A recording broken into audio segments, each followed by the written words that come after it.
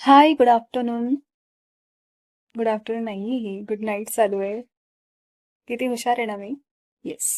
So माझा आजचा रविवार हा खूप असा सुंदर गेलेला आहे, कारण आज मी हा रविवारी खूप जास्त ॲक्टिव्हिटी केल्या आहेत. ते म्हणजे सकाळी उठल्या-उठल्या अगदी असं माझं छान स्पीडी म्युझिक असतं. त्याच्यानंतर माझं लिखाण होतं. ते लिखाण करता-करता आज माझी नखं मला जराशी टोचली.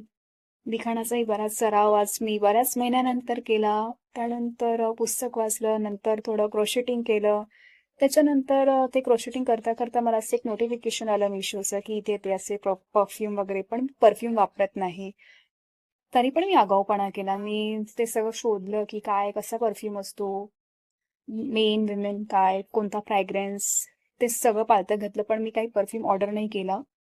पण त्याच्याऐवजी मी 3 पुस्तकं आणि एक असं सेपरेट पुस्तक, असे मी 4 पुस्तक ऑर्डर केलेली आहेत.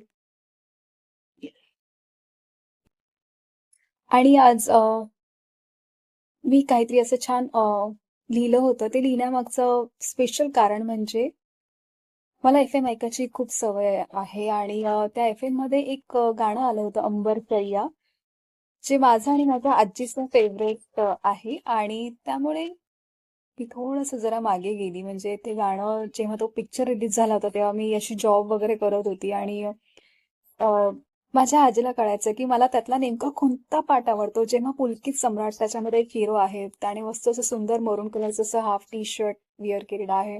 तो बॅटिंग करत असतो आणि ती त्याची जी हिरोईन असते ती अशी बाल्कनीमध्ये येते आणि बघते आणि तो तिला असा इशारा करतो, की सॉरी वगैरे. सो तो पार्ट मला माझा खूप जास्त फेव्हरेट होता आणि माझी आजी मला नेहमी आठवण करून द्यायची, की "अगं बघ, बघ, बघ तो आला, आला, आला." आणि ते सगळं गाणं चालू असताना मला ह्या सगळ्या मेमरीज आठवल्या आणि ते लिहिण्याचं कारण हेच.